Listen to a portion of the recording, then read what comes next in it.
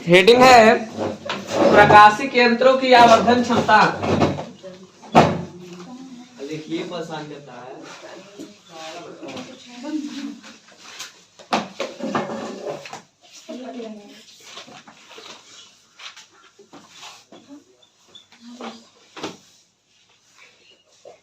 प्रकाशिक यंत्रों की आवर्धन क्षमता।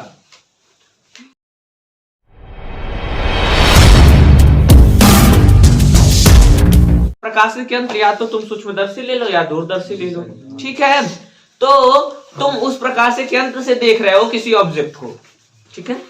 किसी यंत्र द्वारा, ऐसे किसी प्रकाशिक यंत्र के द्वारा देखने पर, किसी वस्तु को देखने पर हमारे नेत्र पर बना दर्शन कोण, ठीक है। किसी प्रकाशिक यंत्र द्वारा किसी वस्तु को देखने पर नेत्र पर बना दर्शन कोण तथा बिना प्रकाशिक यंत्र की सहायता से उस वस्तु को देखने पर बने दर्शन कोण के अनुपात को उस प्रकाशिक यंत्र की आवर्धन क्षमता कहते हैं। जैसे मान लो हमको किसी सूक्ष्मदर्शी की आवर्धन क्षमता ज्ञात करनी है, तो क्या करेंगे, सबसे पहले हम लोग उसको मतलब कोई ऑब्जेक्ट देखेंगे किसके द्वारा, सूक्ष्मदर्शी के द्वारा, फिर देखेंगे कि हमारे आंख पर कितना दर्शन कोण बन रहा है, ठीक। चलो उसको लिख लेंगे। फिर क्या करेंगे, फिर हम बिना किसी प्रकाशिक यंत्र के, मतलब कहा जाए तो नंगी आंखों से देखेंगे कि हमारी आंख पर कितना कोण बन रहा है, उसके दोनों का अनुपात ज्ञात कर लेंगे और जो दोनों का अनुपात होगा वही उसकी आवर्धन क्षमता होगी। अच्छा आइए, किसी प्रकाशिक यंत्र के द्वारा मान लेते हैं थोड़ी देर के लिए, माना क्या माने, माना प्रकाशिक यंत्र द्वारा हमारे नेत्र पर बना दर्शन कोण, प्रकाशिक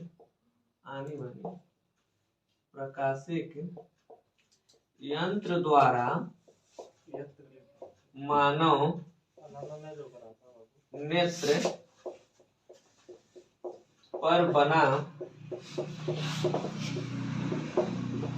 दर्शन कोण, मान लेते हैं ये बीटा है, ठीक है। हम प्रकाशिक यंत्र से देख रहे हैं, कोई भी प्रकाशिक यंत्र हो सकता है, सूक्ष्मदर्शी भी हो सकता है, दूरदर्शी भी हो सकता है, उसके द्वारा जो हमारे आंख पे दर्शन कोण बनना है उसके लिए हम लोग मान लेते हैं बीटा है। अच्छा एक बार हम थोड़ा इंटरेस्टिंग बात बता देते हैं। एक बार हम ऐसे करके बना रहे थे, शायद इस बैच में किस बैच में मुझे याद नहीं है, लेकिन हम एक बार बना रहे थे और वैसे हम बीटा बना रहे थे। तो बीटा बना रहे थे तो शायद किसी बच्चे को लग रहा है कि हम बी ही लिख रहे हैं, लेकिन हम अच्छे से नहीं लिख पा रहे हम भी ही लिख रहे हैं लेकिन अच्छे से नहीं लिख पा रहे, मतलब इस जगह तक आना चाहिए था लेकिन हम यहाँ तक ला नहीं पा रहे हैं। तो वो अपने कविया में अच्छे से लिख रहा है। यही थी क्या? नहीं तो ये बीटा ऐसे ही बनता है, आप लोग ही नहीं सोचेंगे कि ये बी ही है, हम थोड़ा छोटा लिख पा रहे हैं, अच्छे से नहीं बनाता, ठीक है। चलिए, और बिना ऐसे लिखते हैं, तथा नंगे आंख द्वारा, मतलब कोई चीज हमने यूज नहीं किया है, आंख ऐसे खुली है, फ्री है, चश्मा भी नहीं, आंख द्वारा मानव नेत्र पर बना दर्शन कोण, बना दर्शन कोण, दर्शन कोण जानते हो ना? दर्शन कोण का मतलब होता है कि कोई वस्तु हमारे नेत्र लेंस पर कितना कोण बना रही है। अगर कोई वस्तु हमारे नेत्र लेंस पे बड़ा कोण बनाती है तो वस्तु हमको बड़ा दिखाई देती है, अगर छोटा कोण बनाती है तो वस्तु हमको छोटा दिखाई देती है। दूर की वस्तु रहती है, दर्शन कोण छोटा बनता है, जिसकी वजह से वस्तु हमको छोटी दिखाई देती है। पास की वस्तु होती है, दर्शन कोण बड़ा होता है, जिसकी वजह से वस्तु हमको बड़ी दिखाई देती है, ठीक है। ठीक है, तो आवर्धन क्या हो जाएगा? हमने क्या कहा? हमने कहा कि प्रकाशिक यंत्र के द्वारा नेत्र पर बना दर्शन कोण और बिना किसी प्रकाशिक यंत्र के द्वारा नेत्र पर बना दर्शन कोण, दोनों का अनुपात निकालिए, बीटा बटे अल्फा, और इसी को हम लोग कहते हैं आवर्धन क्षमता। इसको हम दिखाते हैं चिंता मत कीजिएगा, किसी किताब में बड़ा वाले एम से दिखाया जाता है, किसी बुक में छोटे वाले एम से दिखाया जाता है, तो कोई घबराने वाली बात नहीं है। अच्छी बात यही होगी आप भी बड़े वाले एम से दिखा सकते हैं, ठीक है। छोटे एम से भी दिखा देते हैं तो गलत नहीं माना जाता है उसको। हाँ तो चलिए शुरू करते हैं, ठीक है। आज हम लोग पढ़ेंगे संयुक्त सूक्ष्मदर्शी। इसका दूसरा नाम होता है यौगिक सूक्ष्मदर्शी। इसको अंग्रेजी में कहते हैं कंपाउंड माइक्रोस्कोप। एक होता है सरल सूक्ष्मदर्शी जो नॉर्मल कंडीशन में बनता है, बहुत ही छोटे छोटे मतलब नॉर्मल चीजों को देखने के लिए जो यूज होता है उसको हम लोग कहते हैं सरल सूक्ष्मदर्शी। हालांकि आपके क्लास 12 के सिलेबस में सरल सूक्ष्मदर्शी आपको नहीं पढ़ना है, आपको पढ़ना है संयुक्त सूक्ष्मदर्शी, जिसका दूसरा नाम होता है यौगिक सूक्ष्मदर्शी, ठीक है। तो आप लोग वीडियो अच्छे से देखा कीजिए, समझ में आए तो लाइक जरूर किया कीजिए, और अगर कोई कंफ्यूजन हो तो कमेंट बॉक्स में जरूर लिख दिया कीजिए, ठीक है। और अगर अच्छा लगे तो लाइक, ना अच्छा लगे तो 2 बार डिसलाइक हो जाना चाहिए, ठीक है। समझ में आया? हाँ आगे बढ़ते हैं। 3 बार नहीं करना, सिर्फ 2 बार। 3 बार डिसलाइक नहीं करना होता है सिर्फ 2 बार डिसलाइक कीजिए। अगर बुरा लगे तब, अच्छा लगे तो 1 बार लाइक कर दीजिए, काम चल जाएगा। देखो हम लोग को पढ़ना है संयुक्त सूक्ष्मदर्शी। इसका दूसरा नाम होता है यौगिक सूक्ष्मदर्शी। यौगिक सूक्ष्मदर्शी जो होता है उसकी कुछ इस तरह की संरचना होती है, इस तरह की संरचना होती है। हालांकि ऐसा नहीं होता, आपको देखेंगे जब आप तो कुछ इस तरह की संरचना आपको दिखेगी नहीं। क्यों? क्योंकि ऊपर से पैक होती है खोल में, समझ में आ रहा है? ये सब अंदर उसके इस तरीके से फिट किया जाता है। ऐसे समझ लो, एक गोलाकार बेलनाकार एक बॉक्स होता है और उस बॉक्स में इस तरीके का फिक्स किया जाता है। आप जब देखेंगे सूक्ष्मदर्शी तो सूक्ष्मदर्शी का साइज देखो, हम बना नहीं रहे बट हम आपको बताते हैं कैसा होता है। देखो ऐसा होता है, फिर ऐसा होता है, फिर ऐसा होता है, फिर ऐसा होता है, फिर ऐसा होता है। इधर ये ऐसे होता है, आंखें लगा देखते हैं ऐसे सूक्ष्मदर्शी की ओर, बहुत पतला होता है वही देखते हैं, हाँ धीरे धीरे पीछे जाते जाते मोटा होता है। उसका रीजन नहीं होता है, अभी सारा हम रीजन वगैरह सब समझ लेंगे। लेकिन ये हमारा सूक्ष्मदर्शी है और इस सूक्ष्मदर्शी को हम लोग कहते हैं संयुक्त सूक्ष्मदर्शी, क्योंकि इससे अत्यधिक सूक्ष्म चीजें देखी जा सकती हैं।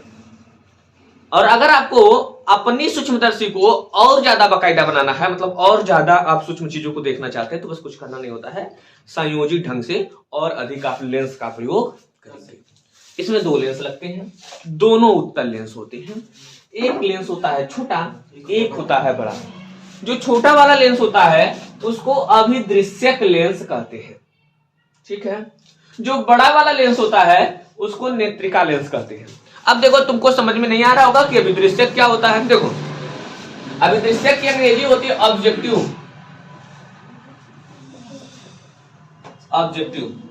ठीक है। ऑब्जेक्टिव लेंस, ऑब्जेक्टिव लेंस का मतलब जो लेंस ऑब्जेक्ट की तरफ रखा जाता है उसको हम ऑब्जेक्टिव लेंस कहते हैं। ऑब्जेक्ट मतलब वस्तु, ठीक है। तो जो लेंस ऑब्जेक्ट की तरफ रखा जाता है उसको हम लोग कहते हैं ऑब्जेक्टिव लेंस। नेत्रिका तो तुम हिंदी में भी समझ रहे थे और अंग्रेजी में भी लिखा जाए तो आईज लेंस, यानी जो लेंस आंख की तरफ आप रखेंगे देखने के लिए, तो आंखें लगाएंगे ठो रहेगा ना, तब ना देखेंगे सूक्ष्म चीज को। उसके बाद देखेंगे दही, उसके बाद देखेंगे लैक्टोबैसिलस कीड़े को, उसके बाद आप कभी नहीं खाएंगे, ठीक है। चलिए कभी देखे नहीं तो खाएंगे ना। चलिए तो कहने का मतलब है कि ये जो है नेत्रिका लेंस जो है, नेत्रिका लेंस को हम लोग नेत्र के पास रखते हैं, अभिदृश्यक लेंस को हम लोग वस्तु के पास रखते हैं। अभिदृश्यक लेंस का आकार होता है छोटा, नेत्रिका लेंस का आकार होता है बड़ा। अभिदृश्यक लेंस के सामने अब आपको वस्तु कहाँ रखना है, अच्छा प्रतिबिंब देखने के लिए वस्तु कहाँ रखना है, ठीक है। तो अगर आपको किसी वस्तु का अच्छा प्रतिबिंब आपको प्राप्त करना है तो उसको आप लोग रखने वाले हैं सर, जो अभिदृश्यक लेंस है इसके फोकस दूरी से थोड़ा सा आगे। ये फोकस दूरी है ना, मुख्य फोकस है, प्रथम मुख्य फोकस FO'। देखो हमने माना है कि जो अभिदृश्यक लेंस है, हालांकि इसकी अंग्रेजी ऑब्जेक्टिव लेंस है, तो हमने यहाँ पे O से दिखाया। इस लेंस का नाम हमने रख दिया O, और इस लेंस का नाम जैसे नेत्रिका आई, ठीक है, तो उसको हमने रख दिया है E, लेंस का नाम है, ठीक है। अब इसकी फोकस दूरी के लिए हमने इसके मुख्य फोकस के लिए हमने FO शब्द का प्रयोग किया है। इसके फोकस दूरी के लिए हमने FO शब्द का प्रयोग किया है। अब पहला वाला फोकस दूरी को F डैश से दिखाते थे तो हमने लिख दिया FO डैश। दूसरी वाली फोकस दूरी को सीधे F से दिखाते थे, इसके लिए लिख लिया हमने FO। ठीक है, चलिए फोकस दूरी कैसे दिखाई जाती है? फोकस दूरी को स्मॉल f से दिखाते हैं तो हमने स्मॉल f से दिखाया, और मुख्य फोकस को हम लोग दिखाते हैं कैपिटल वाले f से। तो देखो ये प्रथम फोकस दूरी थी स्मॉल FO डैश, ये द्वितीय फोकस दूरी थी स्मॉल FO। ठीक है, प्रथम वाले को डैश से दिखाते, द्वितीय वाले को हम लोग नॉर्मल दिखाते हैं। अब आप प्रथम मुख्य फोकस द्वितीय मुख्य फोकस की परिभाषा में पढ़ चुके हैं। ठीक है, अब आते हैं, इतनी बातें इधर हो गई। अच्छा, अगर कहीं ऑब्जेक्टिव लेंस अर्थात नेत्रिका लेंस के सामने अगर कहीं वस्तु रखी है तो वस्तु की दूरी को U से दिखाते थे, और अगर ये ऑब्जेक्टिव लेंस के सामने रखा तो UO लिखेंगे, UO, क्योंकि ये ऑब्जेक्टिव लेंस के सामने है। और आपतित प्रकाश फ्लैट के विपरीत दिशा में है तो फिर माइनस से लगाने वाले हैं। ठीक है, चलिए अभी प्रतिबिंब कैसे बनना है आइए उसको भी समझ लेते, लगे तो इसको बाद में देखते हैं। ठीक है, अब देखो अगर कोई वस्तु आप रखे हो तो हमने प्रतिबिंब बनाने का 3 नियम बताया था। पहला नियम था कि जो प्रकाश किरणें मुख्य अक्ष के समांतर आपतित होती हैं लेंस से अपवर्तन के पश्चात मुख्य फोकस से होकर जाती हैं। दूसरा नियम था जो प्रकाश किरणें मुख्य फोकस से होकर आती हैं लेंस से अपवर्तन के पश्चात मुख्य अक्ष के समांतर हो जाती हैं। तीसरा नियम था जो प्रकाश किरणें प्रकाशिक केंद्र से आपतित होती हैं बिना विचलित हुए सीधे चली जाती हैं। ये 3 नियम था, और हमने कहा था कि 3 नियम में से कोई 2 नियम प्रयोग करके आप प्रतिबिंब बना सकते हैं। ठीक है, 2 नियम अगर आपको प्रयोग करना तो प्लस आपको 2 प्रकाश किरण भी चाहिए, क्योंकि जब तक 2 अपवर्तित प्रकाश किरण किसी पॉइंट पे एक दूसरे को कट नहीं करेंगी, प्रतिच्छेदित नहीं करेंगी, तब तक प्रतिबिंब नहीं बनेगा। तो जरूरी है क्या? 2 अपवर्तित आपतित नहीं, 2 अपवर्तित प्रकाश किरणों का एक दूसरे को प्रतिच्छेदित करना, और जहां पर 2 अपवर्तित प्रकाश किरणें एक दूसरे को प्रतिच्छेदित करती हैं प्रतिबिंब वहीं पर बनता है। ठीक है, चलिए आगे बढ़ते हैं। तो क्या हुआ, यहां पर रखा था वस्तु का नाम हमने रखा AB। ठीक है, यहां से हम 2 प्रकाश किरण गुजारेंगे। एक जो प्रकाश किरण गई मुख्य अक्ष के समांतर गई, और जो प्रकाश किरण मुख्य अक्ष के समांतर आपतित होती हैं लेंस के मुख्य फोकस से होकर जाती हैं। तो ये हमारा उत्तर लेंस था, और उत्तर लेंस के द्वितीय मुख्य फोकस से तो देखो देख करके चली गई है। ठीक है, अब अगला पॉइंट पढ़ते हैं हम। एक और प्रकाश किरण हमको चाहिए, तो हमने एक और प्रकाश किरण ले लिया। कौन सा? जो प्रकाश किरणें प्रकाशिक केंद्र से होकर जाती हैं और बिना विचलित हुए सीधे निकल जाती है। ठीक है, 2 प्रकाश किरण गुजारे, और जब हमने 2 प्रकाश किरण जब हमने गुजारा तो यहाँ पर देखो दोनों प्रकाश किरण खुश और खुश दोनों मिली हैं। तो इस बिंदु पे दोनों प्रकाश किरणें मिल गई हैं, और जहां पर मिलती हैं वहीं पर बनता है प्रतिबिंब। और प्रतिबिंब कैसा बना है आइए, इसका तीर वाला नोक ऊपर है, इसका तीर वाला नोक नीचे है, यानी उल्टा बना। देखो मुख्य अक्ष के ऊपर और मुख्य अक्ष के नीचे, तो ये उल्टा बना है, और इसका नाम हमने रख रखा है A डैश और B डैश। ये वास्तविक बना है, उल्टा बना है, समझ में आ रहा है? वस्तु से थोड़ा सा बड़ा बना है। ठीक है, लेकिन इतना बड़ा नहीं बन पाया है कि हमको एकदम अच्छे से दिखाई दे। समझ में आ रहा है? इतना बड़ा नहीं बन पाया है कि ये हमको बहुत स्पष्ट दिखाई दे, ये तो नॉर्मल था। ठीक है, अच्छा दूसरी बात क्या, आइए यहाँ पे बन गया। अब हम इस बात को छोड़ते हैं, अब हम इस पे आते हैं। ये है हमारा नेत्रिका लेंस, और नेत्रिका लेंस को हमने दिखा रखा है E से। नेत्रिका लेंस के भी 2 फोकस होने वाले हैं। एक फोकस होने वाला है प्रथम मुख्य फोकस जिसको दिखाया हमने FE डैश से, और एक द्वितीय मुख्य फोकस जिसको FE से दिखा रखा हमने। इसके फोकस दूरी देख लीजिए। नेत्रिका लेंस के प्रकाशिक केंद्र और प्रथम मुख्य फोकस के बीच की दूरी को प्रथम फोकस दूरी कहते हैं, इसको स्मॉल FE डैश से प्रदर्शित करते हैं। और नेत्रिका लेंस के प्रकाशिक केंद्र से द्वितीय मुख्य फोकस के बीच की दूरी को द्वितीय फोकस दूरी कहते हैं, इसको इस FE से प्रदर्शित करते हैं। ठीक है, चलिए आगे। अब हुआ क्या, हम लोग अपना संयोजन कुछ इस तरीके से करते हैं। देखो ये जब पैक होगा इसके अंदर, इस मतलब बॉक्स के अंदर, तो ऊपर एक पेंच दिया होता है, उस स्क्रू दिया होता है। जैसे यहाँ जो ये स्टैंड लगा ना, इसका स्क्रू दिया है तो हम लोग इसको आगे पीछे कर सकते हैं ना। उसी तरीके से जब ये पैक होता है तो उसमें भी स्क्रू लगा होता है। देखो नीचे वाला ये जो बम्बू है मोटा है, ऊपर वाला पतला क्यों है? इसलिए पतला है कि जब हम इसको छोटा करें तो अंदर हम चल जाए, ऐसे होता है ना। देखो इधर वाला मोटा है, इधर वाला पतला है, हमको कहीं छोटा करना होगा तो इसके अंदर चल जाएगा, बड़ा करना होगा तो फिर बाहर निकल जाएगा। समझ रहे हो? हालांकि इसके मोटे पतले होने का ही रीजन नहीं है, लेकिन अभी हम बताएंगे। लेकिन इसको इस तरीके से फिट भी किया जा सकता है। तो इसके ऊपर यहाँ पर लगा होता है स्क्रू, और ये सब एक पार्ट में बंद होते हैं, बेलनाकार पार्ट में बंद होते हैं। अब स्क्रू को हम आगे पीछे खिसका करके इस तरह से व्यवस्थित करते हैं। हाँ, स्क्रू को हम खोल के ढील करके आगे पीछे खिसकाएंगे ना, जैसे इसको करते हैं। स्क्रू को हम आगे पीछे खिसका करके इस तरह से व्यवस्थित करते हैं कि प्रतिबिंब जो है, हाँ, कि प्रतिबिंब जो है, कौन वाला प्रतिबिंब? जो अभिदृश्यक लेंस के द्वारा बना है, अभिदृश्यक लेंस के द्वारा बना हुआ प्रतिबिंब नेत्रिका लेंस के प्रथम मुख्य फोकस के बीच में आ जाए। हम इस तरह से व्यवस्थित करते हैं कि अभिदृश्यक लेंस द्वारा बना हुआ प्रतिबिंब नेत्रिका लेंस के प्रकाशिक केंद्र और प्रथम मुख्य फोकस के बीच में, ऐसा ना हो हर कहीं बन जाए, ऐसा नहीं है। ऐसा करेंगे तो प्रतिबिंब आपको अच्छा नहीं मिलेगा। इसके लिए आपको क्या करना पड़ेगा? उसको खिसका करके इस तरीके से व्यवस्थित करना पड़ेगा कि जो अभिदृश्यक लेंस द्वारा बना हुआ प्रतिबिंब है, ये कहां पर बने? नेत्रिका लेंस के प्रकाशिक केंद्र है, प्रकाशिक केंद्र है, हाँ जी, हाँ, है नेत्रिका लेंस का प्रथम मुख्य फोकस, इन्हीं के बीच में बन जाए। इतना काम हम कर लेंगे, ठीक है? समझ में आ रहा है? यस सर, एकदम माँ कसम।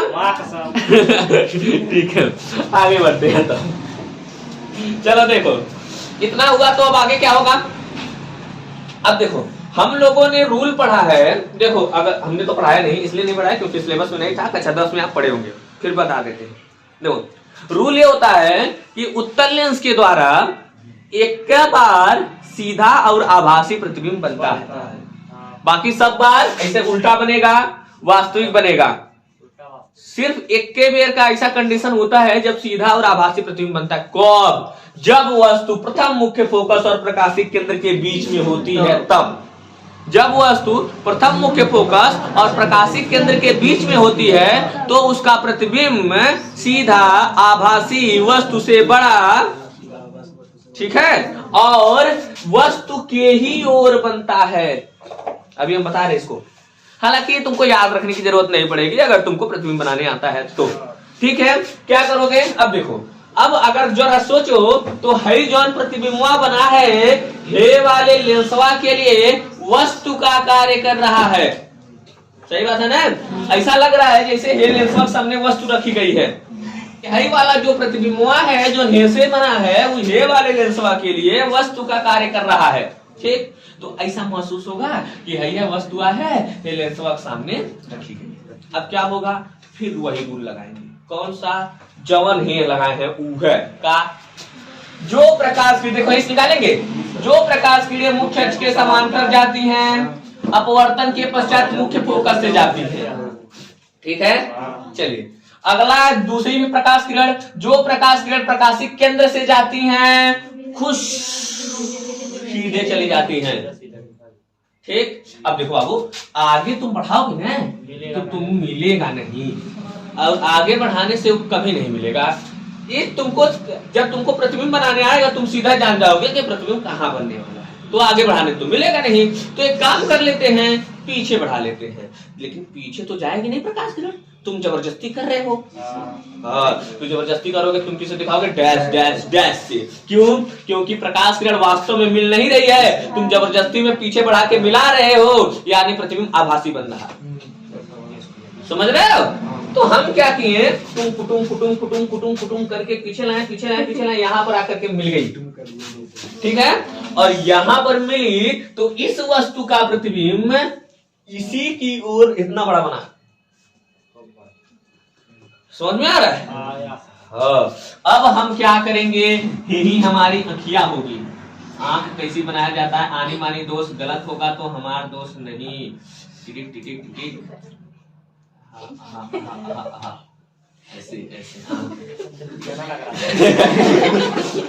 नहीं, आंख है, तुम समझ नहीं पा रहे हो, वो आंख है। ठीक है,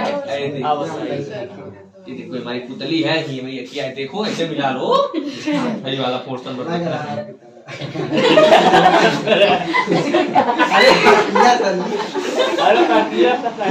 केवल बीच वाला भाग से। हाँ, हेयर से खड़े होके हम देखेंगे तो तुमको हिरन दिखाई देगा जी, हम उन्नत बनेगा किए हैं, तुम समझ नहीं रहे।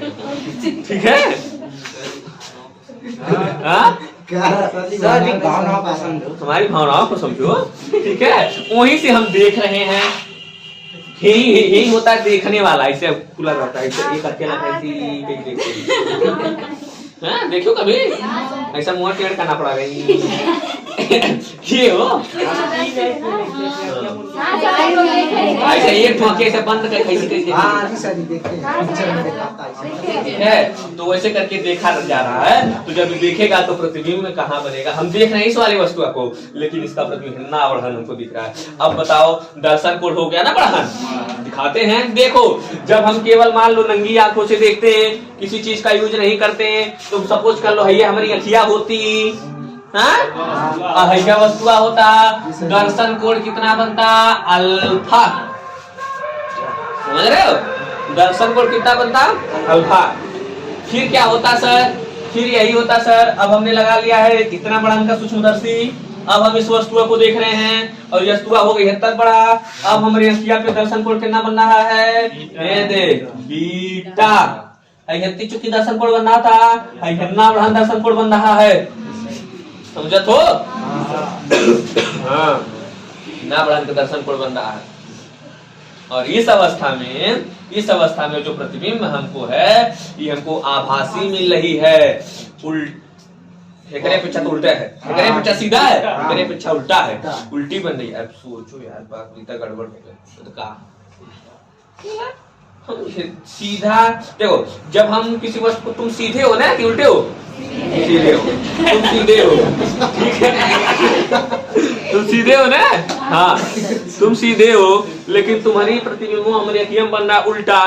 हम जान रहे हैं पैर ऊपर और सर नीचे बन रहा है तुम लोग का, ठीक है, हाँ, लेकिन हमारा दिमाग उसको कर रहा है सीधा।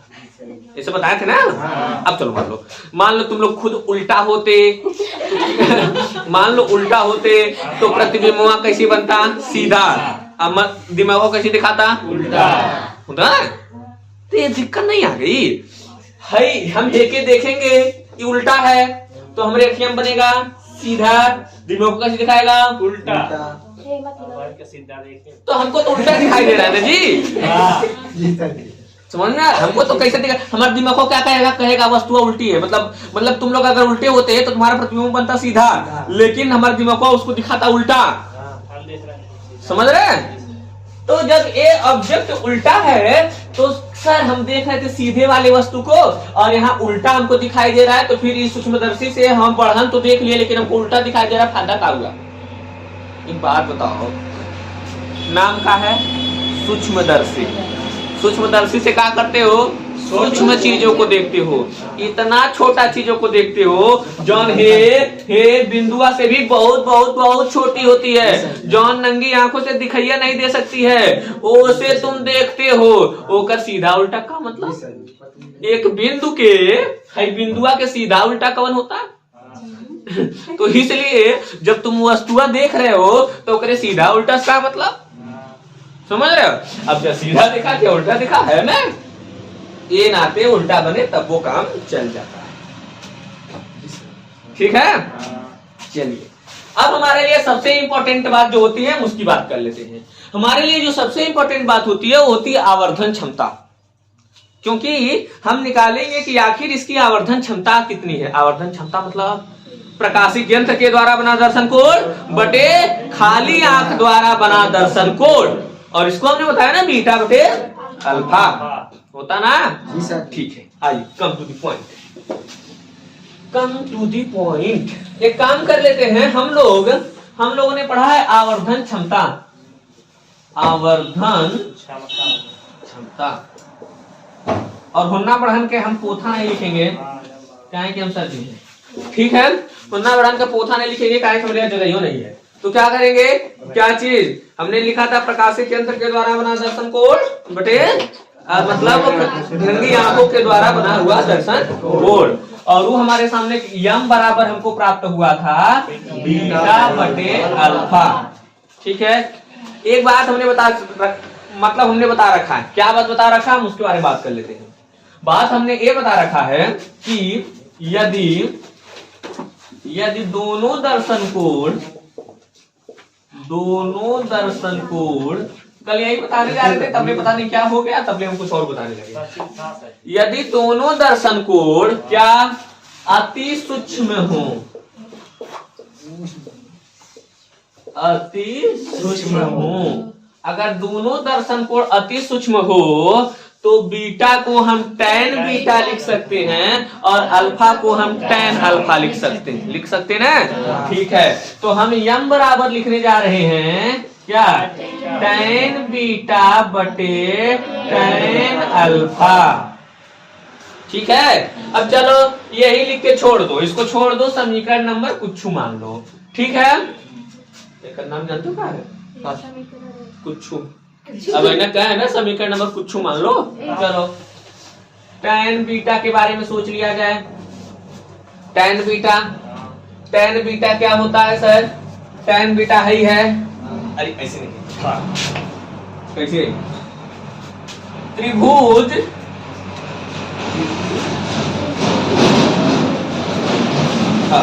अब सुंदर लगेगा, त्रिभुज A dash E B dash में, त्रिभुज A dash E B dash में क्या सर, इस कोण के लिए तुम tan बीटा लगा रहे हो, tan थीटा बराबर होता है लंब बटे आधार। लंब कौन होगा, लंब कोण के सामने, थीटा के सामने वाला जो भुजा होती है वो लंब होती है, और थीटा जिस पर बना होता है वो आधार होती है, और सबसे बड़ी वाली जो भुजा होती है ये कोण होती है।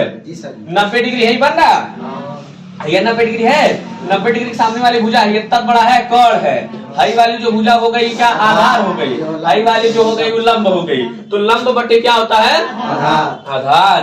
तो हम लिखने जा रहे हैं यहाँ पर tan आनी मानी tan बीटा बराबर लंब बटे आधार। लंब कितना हो गया, A डैश B डैश, तो A डैश B डैश बटे आधार कौन सा हो गया सर, B डैश E, हाँ B डैश E। ठीक है, चलिए tan अल्फा भी निकाल लेते हैं।